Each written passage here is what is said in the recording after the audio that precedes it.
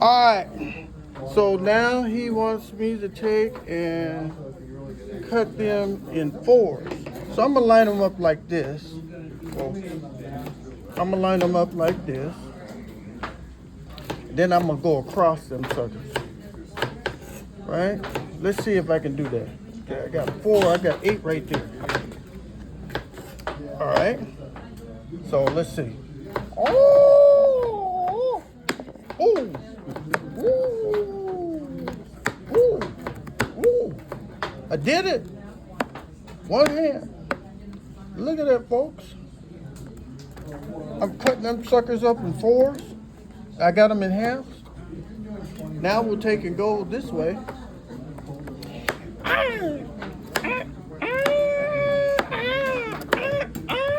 Oh. Like Bruce Lee. You see what I'm saying? We like Bruce Lee. Enter the Dragon. Look at that. We done got all them done. And now Bruce Lee and Chuck Norris. You see what I'm saying? Look over here. Yeah. You know, you used to have a dojo on Wilshire and La Jolla. Yeah. Wilshire and La Jolla. My girlfriend used to go over there. He had one in Carson. Well, I know the one on Wilshire and La Jolla. Wilshire and La Jolla? Yeah. He had one in and so I was fooling around with my girlfriend and she did one of them. Oh, and she little 5 foot. And I said, you can't do me. You know, I'm airborne. I'm ranger and everything else. You can't get me. But by the time I finished my sentence, I was all the way over the floor. I was way on the other side of her living room. Now, the one that I did was with Bong Suhan. He the one that did Billy Jack. Yeah. Bong Suhan. He had his dojo on Vermont. Yeah. Adams. Yeah. When he first came to America. Him Yeah. and Mr. Choi. Yeah. When Mr. Choi went in the liquor store, Bong Suhan opened up the studio on Vermont. Right across from St. Agnes. Yeah. St. Agnes. Yeah. Then he moved to Santa Monica. Yeah. Yeah. I also used to exercise with Bolo. Oh, yeah, Bolo. Yeah, Bolo, yeah. man, Bolo was something else. Yeah, he was. Yeah. Man, I go like, God damn, look at that. Oh, and then that's what you can actually put it right now. Look how she did hers. Oh, and then Mine's, I'm thinking that I did mine all nice. Look at yours compared to mine. How'd you do that? Well, dice them. cauliflower. Oh my goodness. Look, that ain't nothing compared to what you did. Made me look bad. And then cauliflower, if anyone wants to do cauliflower. Okay. It looks like a brain. Okay. Okay. Cauliflower. That's that thing right there. It looks like somebody's brain. Look at that. It kind of looks like somebody's brain. Look at that. Let me see. Compare it to your head. That's about as big as. Look at that. You had to widen the skull some to get. I had to widen. I'm trying to compare his head to this cauliflower right here. Nah, you can't do that. You know why? Why? Cauliflower looks prettier. What? Cauliflower looks prettier. Oh man. Okay. Uh-oh. There he goes. I don't know if I can do that with one hand. This young lady here, she needs to cut this cauliflower up. All right, we got cauliflower here. And so I'm just gonna see if I can cut it in half. Can I cut this in half? Need some help with that? Well, it's going down a little bit. I might need some. It's going down. I'll do that if you want. I don't want you to get hurt. Okay, there he goes. Hold on. Go ahead, pull it out. I'm pulling up. There you go. Okay, here he goes. She's gonna take and cut that cauliflower in half. She? He. Look at what you did. You put your hand right over there on the other side. That looked kind of dangerous to me. Ooh. I might have to do it one more time. And we're down here in the diabetes clinic, and we're gonna take and cut up some real nice food that prevents us from getting diabetes. Yeah, right. right? Supposedly. Because right now my insulin is going Don't up. give me a candy bar till I got this set. There you Somebody give me a candy bar I love my Snickers. because my pancreas is going up and eating all my insulin and keeping my blood sugar real nice and high. You know? So I have to go to the store and buy myself 10 candy bars. At least 10 to 20. He goes like, what's wrong? I says, trick or treat. But he says, it's trick or treat with you all year round. You just buying all my candy bars, drinking all my sodas. He says, I don't hear your mess. I'm a good customer. That's basically all I got. And so they're working on that. And then, yeah. And there we go. People says, hey, you're a diabetic. I go, so what? What am I? Oh, you're diabetic 1. I says, is there a diabetic 2? Yeah. Look at this. I'm cutting it with one arm. Look at this guy over here. Look at this. Isn't this amazing? He cutting this almost microscopic, We man. had a good turnout on York and Figueroa yesterday. Roger Tate had a good turnout. Yeah, Hey, What was on York and Pig? yeah. we cutting it up. At the Veterans Memorial. Yeah. Ooh. We cut. Tuesday. Yeah, they did. You sure you don't want to come in here and We had the Eagle do a little bit of cutting here? School band, we had the Put cadets, a little gloves on. and Put some gloves on, man. Get in here and help me out. Huh? This can be a sit-down activity. Right there. Right at the end of the table. Take your shirt off, man. We ain't coming in here just to be sitting down and being observers. Okay, so I have a question. Uh-oh. Here's one What, question. the colored vegetables and the colored vegetables, what do you think is the importance of eating a balanced plate with greens and colored vegetables? Can you tell me anything that you know about the brightly colored vegetables that we have, like this one? This one right here. Why are you trying to include this in your meal? Diabetic, anybody? what is Good, good, and what else? All right. Antioxidants, excellent. Anybody who's been in the class before knows everything about antioxidants, correct? Yeah. Good. They fight what? Free radicals. Excellent. What are free radicals? They're free. They protest. No. They That was a are- joke. Sounds like they an are oxymoron, free radicals and in the radical. body that hasten the aging process. Mm-hmm. And the destructive process. So in Destructive. life we have yin and yang, right? Mm-hmm. Just about that amount. Yeah, that's it. There you go. So we're trying Put to everything in there. Yeah, just get cut it more up real small. antioxidants in the diet to prevent But don't put your hand free down in radicals there. from taking over. What is that orange thing? I'm sorry? What is What it? is it? Squash. Oh, squash. That's squash? It looks like it's squash. It is I like squash. the other yellow one. This is yellow.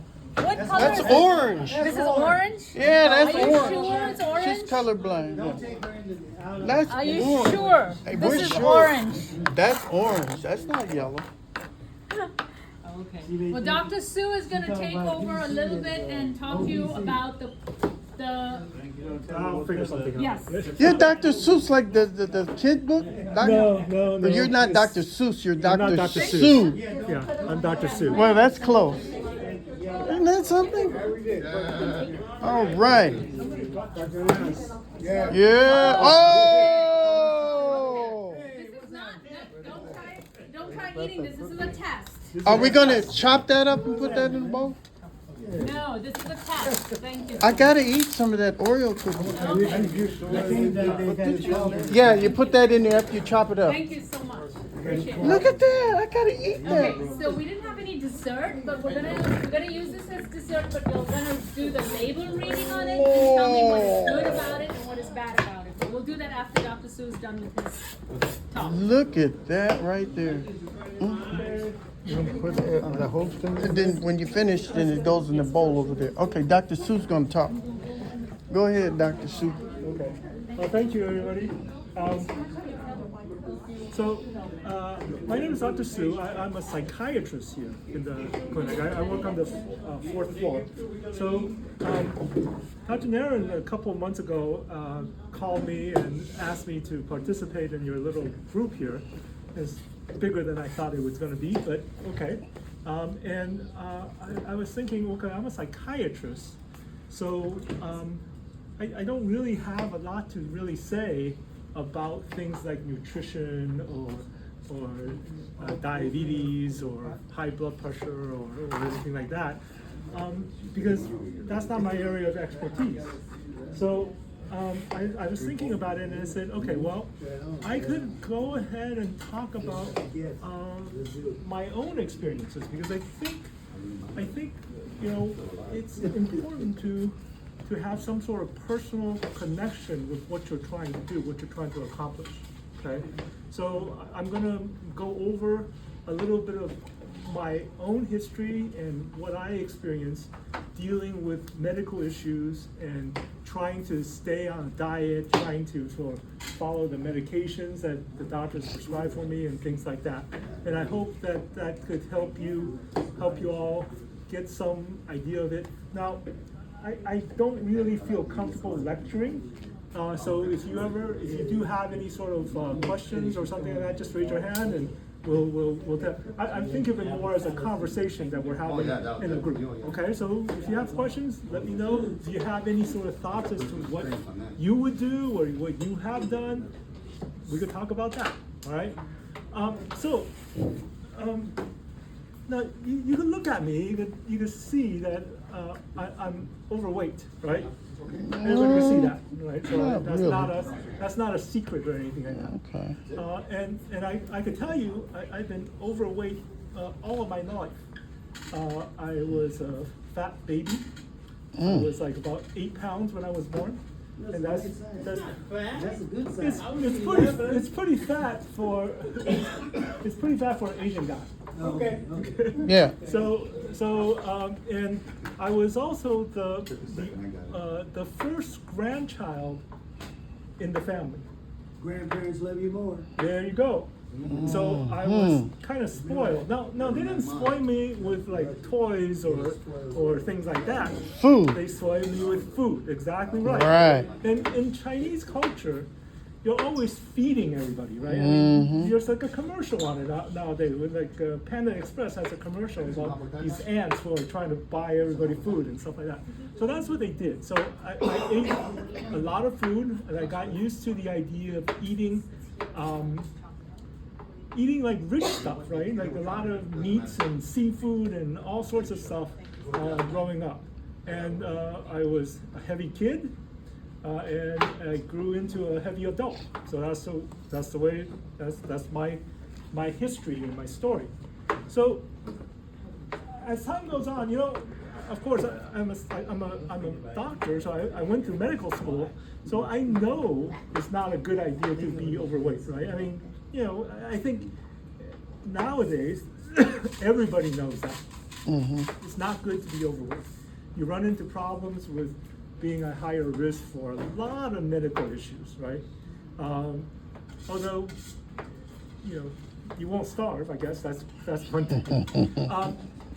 So throughout my life, ever since I became an adult, I sort of recognized that, and I sort of have been trying to lose weight, and then I went through the usual thing of, sticking with a diet for a little bit of time, and then sort of, didn't seem to be doing much, and then I drop off. So my weight would just fluctuate among, between a couple of extremes, and that's sort of like the way it was. Now about 10, 15 years ago, my doctor sat me down. I was seeing a doctor by then. My doctor sat me down and told me, he said, you do have to lose some weight. You can't just keep on doing this. You're going to run into problems as you get older. And you know, he's not saying anything that I don't know, right? I mean, so but I agree with him. I know that that's the case. So I remember every time I would go in to talk to him, he would sort of give me another sort of thought as to, oh, what can you do to lose weight? He was telling me about different diets and so forth. So I would listen to him because I'm like a polite person, but I don't think any of them are particularly helpful or useful. Now, one time, I remember coming in to see him, and he had lost a lot of weight. He was never overweight. He was never as heavy as I was. But he said that he felt a little bit heavier than, you know, he gained more weight over time because he was getting older too. And so he said, well, I read this book, and I sort of, it really sort of spoke to me. And so I followed this like diet that they recommended, and he lost like quite a bit of weight. Now, I'll be honest with you, when I looked at him at the time, he didn't look that good. He looked too skinny. But yeah, that's more of like my personal perspective more than anything else. So I actually went and bought the book, and I actually read it. And very interesting book. It basically was a book that described this intermittent fasting type of diet. I don't know if you guys heard about that. Yeah. Basically, you have some sort of interval in which you don't eat anything at all. So you would skip like eating for like a whole day, and then you would eat the next day, that type of stuff. Okay? So I read it. He's a good writer, but I sort of recognized, wait a minute, I can't do that. That doesn't sound very realistic, right? I mean, I don't know what you guys feel, but to me, I like food. I don't like missing food, so I realized that I couldn't do it. I couldn't follow this diet, or I couldn't follow this diet for very long. So what I realized at that time is something I think that is important for me going forward. And that is, you have to look at all of the different advice and the different directions that people are going to tell you. Okay? Your doctor's going to tell you what they think you should do. Your doctor's going to give you advice. Your dietitian's going to give you advice about what diet you should follow and stuff like that. How many calories you're supposed to have, all of that stuff. They're going to do all that. And they are the experts. So by all means, listen to them and hear what they have to say. But whether you could follow through with what they recommend, whether you could do that effectively or not, well, that's a different question. Okay? How well you could do it, follow the diet, follow the exercise program, follow whatever it is that they recommend to you, you have to be honest with yourself and figure out whether you could do that or not. Okay? You don't want to sort of take on something that you can't do. You don't want to try something. Well, no, that's not the right way to do it. You should try whatever is proposed to you, but you have to be honest with the idea that, okay, I can't really do it. I can't follow through with it. But with respect to this intermittent fasting thing, so I read this book, and I sort of thought, well, I can't like not eat for a day, but I could not eat for a meal. Right? So I could do intermittent fasting, but I would use a very much smaller time frame than what they recommend. And that's actually worked for me. So that's the second step, okay? One, you have to be honest with yourself as to what you can or cannot do. But the second thing is that you could learn from what people advise you to do. Listen to what they have to say. take the part of it that makes sense to you, that could possibly work for you, and you could apply it to yourself. And then you might be able to get a benefit from it, maybe not as much as they expect you to do, but you could get a benefit from it that that is what you're trying to accomplish in the first place. Okay? So that actually worked. I will tell you that I used to weigh more than I do now. At my highest, at my heaviest, I was like 255 pounds. Wow. And now I'm about 220, 215, 220. So I lost about 35, 40 pounds over the course of, I actually lost that weight over the course of about a year. Okay? And it just came from this. I couldn't follow the diet that he recommended, but I took something from the diet and was able to apply it to myself, and I was able to get some benefit from it. Okay? So that's, I think, a good bit of advice. Okay? Now, I also want to say that even though I lost all that weight, you know I'm still overweight. Right? I know I'm still overweight. You could look at me, you know I'm still overweight, right? So that's the next thing I think is important for us to recognize. When we're trying to accomplish something, like we're trying to make changes in our lifestyle, when we're trying to make changes in our diet and our exercise plans, or we're trying to do something, okay? We have to be honest with ourselves. Okay? You have to be honest with yourself with respect to your progress, also with your lack of progress. Right? If you're making progress, that is great. If you're not making progress, recognize that you're not making progress and try to figure out what you could do to actually push yourself along a little bit. What can you do to do a little bit better? Okay? We're not trying to say that. Where are you at? I'm in a meeting. He's in a meeting. Yeah. And they're He's in a talking meeting. And everybody stopped because I'm talking to you. On the phone. On the phone. All right. Okay. I'll call you later, okay? I'm gonna eat now. Yeah. Okay. Okay, here we go. It's all right.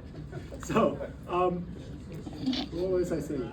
Okay, so you can tell I don't have everything planned out. You was so- on the phone and you was talking. Okay. So, be honest with yourself, okay, as to whether you're making progress or not making progress.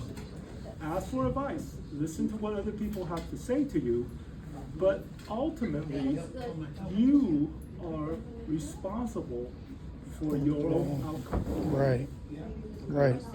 So you know, and that's not an easy thing to accept, I think, for us, you know, because we always think, oh, somebody else will help me with this, or something, I know I do that, okay, but we are responsible for our own outcome.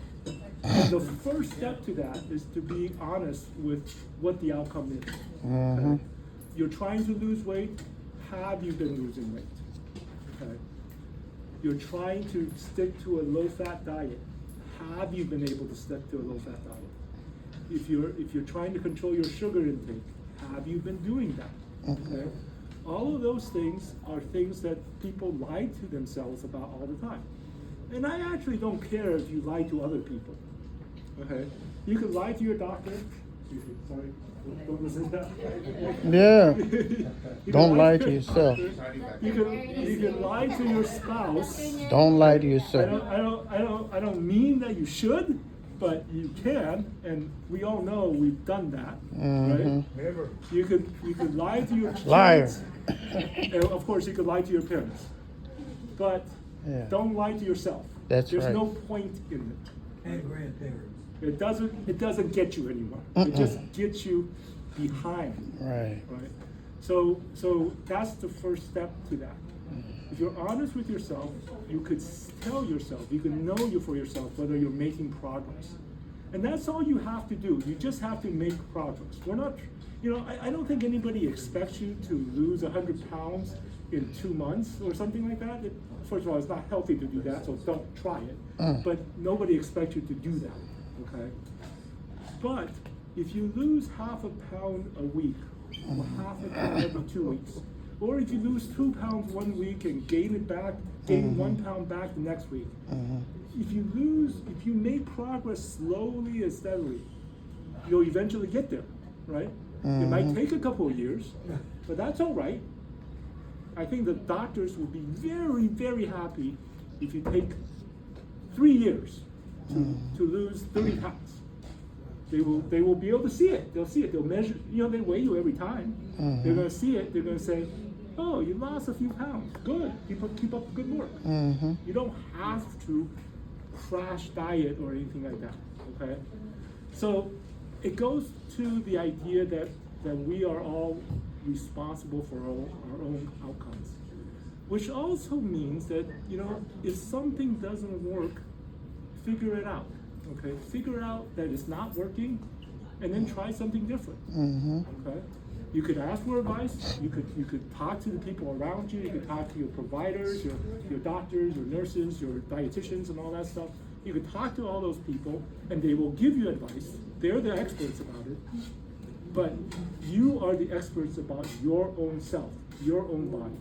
Okay, that's important. Okay, because you're trying to get your body to do something that it's not used to doing, right?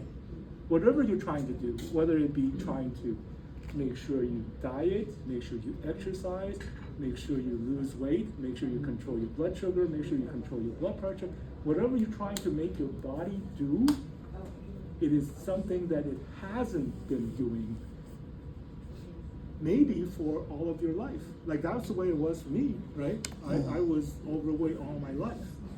So going back to a little bit of my own sort of experiences. Now, I told you I lost the weight in about 2 or 3 years, okay? And that's what happened. But my weight has been leveled off since then. And like I said before, I'm still overweight, right? I could tell that. And I know it would be better for me if I were to lose like 20 more pounds, right? You sort of think, okay, well, you lost 40, how come you can't lose 20? It doesn't really work that way, Because what you need to do to lose the first so much pound, you can't do the same thing to lose the next so many pounds because your body is different. Your body is not sort of set up to have the same kind of effect, okay? So that's where I'm at right now. I'm still a work in progress. I'm still trying to do better. I'm still trying to lose some more weight. I'm still trying to control my high blood pressure. I'm still doing all that. Taking my medicines and all that stuff. Okay? I'm still doing all of that. And I know that I still haven't accomplished anything. Now, that's an important idea. You're never going to accomplish what you're trying to do. You're only accomplishing working towards what you're trying to do. Okay? Because you're going to be living for the rest of your life in your body. And you're always going to be trying to live healthier for yourself. You're trying to live healthier for yourself. You're trying to live healthier for your family. And what it means to live healthier, we know it's going to be different as time goes on. And you're going to continue to have to make some sort of effort to actually reach that or to try to accomplish that. Okay? So that's important. Okay? Now, going back a little bit, I said that we're all responsible for our outcomes. Now, it's important to also understand that what that doesn't mean. Okay, it means what I intend for it to say is for us to sort of accept the fact that we should do what we can do, and we shouldn't blame other people if things don't work out. Right? You need to sort of take responsibility for what you're doing. okay? Mm-hmm. What I don't mean to say to you, okay, and this is important, is that I don't mean for you to blame yourselves if something unwanted happens. Okay? You are not to blame for your diabetes, for your high blood pressure, for your weight, or anything like that. You're not to blame because blaming doesn't really accomplish anything. Okay? So don't assign blame to yourself. Don't assign blame to your I could have blamed my family for feeding me so much when I was a kid, I suppose, right? But that doesn't really help me accomplish what I really want to accomplish, right? So don't do that. The other thing not to do is to try to find out why it is the way it is.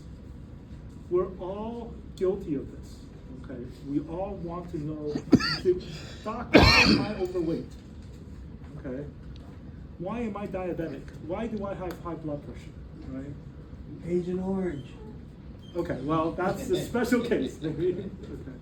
But the point is, asking why, even if you can get the answer, most of the time you can't get the answer, Agent Orange aside, the doctor's not going to be able to tell you.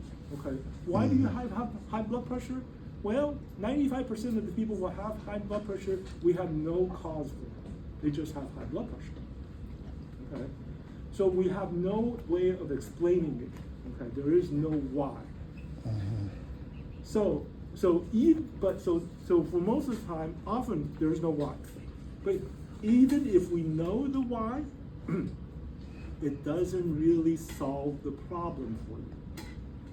Let's say you know why you overeat. Okay, maybe you went through a famine and you were starved for 3 months or something like that. I doubt if any of us went through that, but in case, that could happen, right? And that's why you always eat everything you need to eat, or you're that's set in front of you. So you always eat everything. Let's say you do know that, and that is absolutely the reason you're overweight. It still doesn't help you lose the weight, right? Knowing an explanation is not a solution. Okay? The best example I have of that is actually not myself. The best example I have of that is Sigmund Freud. Okay. So Sigmund Freud, I mean, everybody knows that name. He's the father of psychoanalysis. He started the psychiatry and all of that stuff, right? So he, very smart man, came up with the idea of the unconscious and that's all him, right? He's like the big main guy. You know, a lot of people don't really like him, and his ideas are like our favorite, but he was the first guy who sort of thought of all of this stuff, okay? So he was famous for having come up with analysis. Psychoanalysis is basically the idea that you could talk to somebody, listen to somebody talk, and figure out what the way he thinks, or why he thinks that way, right? That's what psychoanalysis. And he was famous for having analyzed himself, okay? So, the example I'm going to say is that Sigmund Freud died from throat cancer. If you look at him, his pictures, he always has a cigar in his hand, right? The man smoked all the time. Now, there's no secret that the smoking causes the cancer. He knows that. He's not stupid, right? And he probably knows every reason why he smoked, right? He probably knows every reason his parents smoked too. Who knows, okay? But he still couldn't stop smoking. That's the point. The point is that even if you know why you do something, it doesn't stop you from doing it, okay? And that's a problem. So I always tell my patients, my veterans, you know, I know it's instinctive to try to look for explanations, Okay, you want to know why. See, why am I this way? How come I'm so depressed? How come they want to know that kind of stuff. Okay, well, how come my husband beats me? Or they want to know all that stuff. Okay, it's instinctive to want to do that. You want to know explanations, but don't depend on the explanations, because that's not going to solve your problem. Okay, so be careful when you're thinking through all this stuff, because you're going to be tempted to ask yourself, gee, why do I do this? You're going to think for yourself, how come I can't stop eating cupcakes or something like that?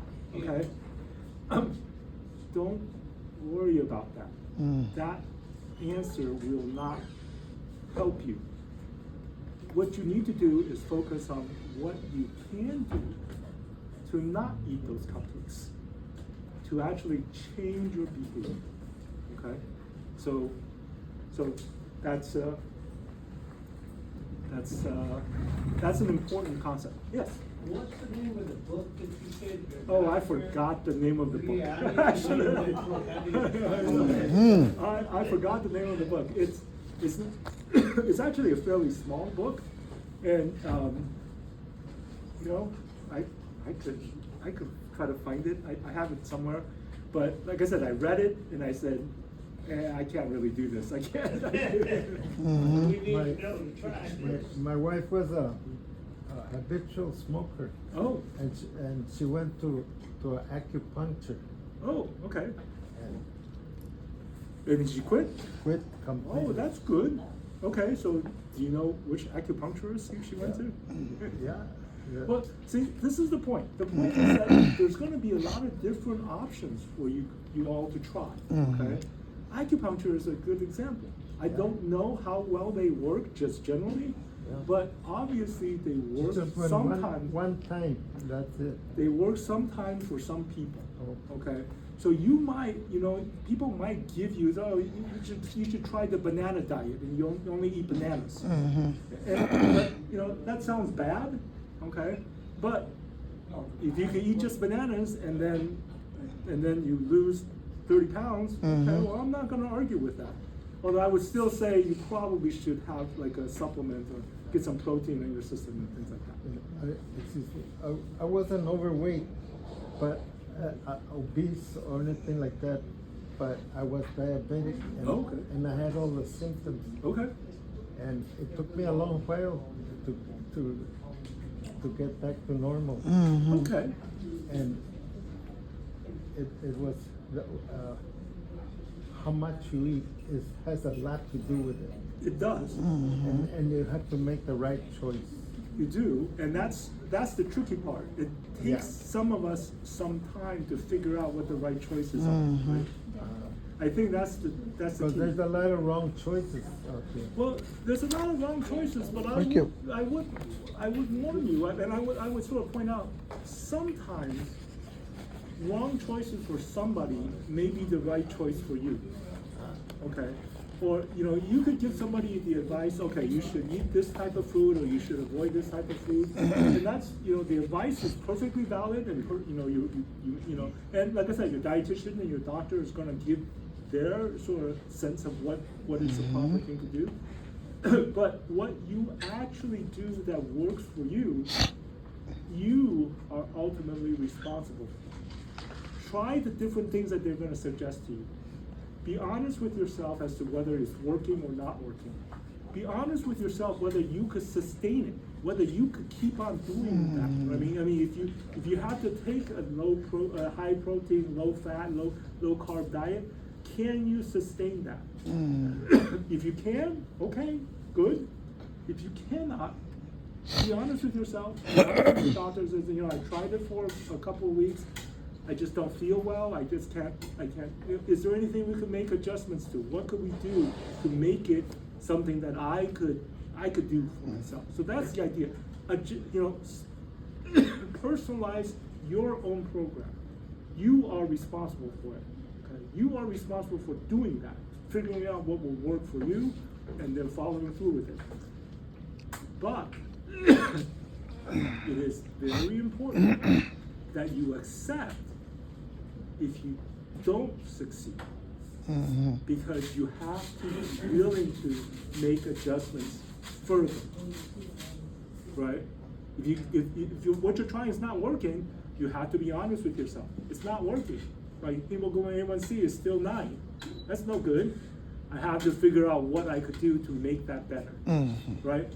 So that's the bottom line that I'm going to try to leave you with, which is be responsible for what your outcome is. Don't blame yourself, but be honest with yourself as to whether you're successful or not successful. Okay? If you're successful, keep on doing it until it stops working, and then you're going to have to think of something else. If you're not successful, figure out what else you could do. Okay? So that's it. That's all I have to say. I hope everybody understood that. Any questions? Any other thoughts or comments or anything like that?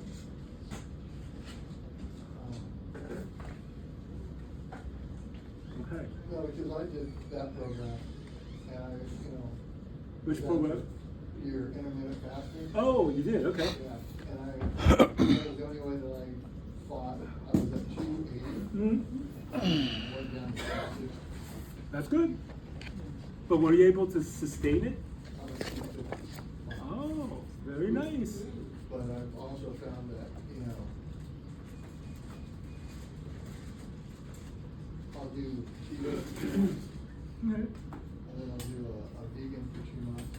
Okay, so you actually sort of looked at all the different diet options and sort of switched back and forth and stuff like that. That's actually quite smart. I like that, because one of the big problems with dieting, from my perspective, is that it gets boring, right? Oh, yeah. You stick with one diet and it's boring.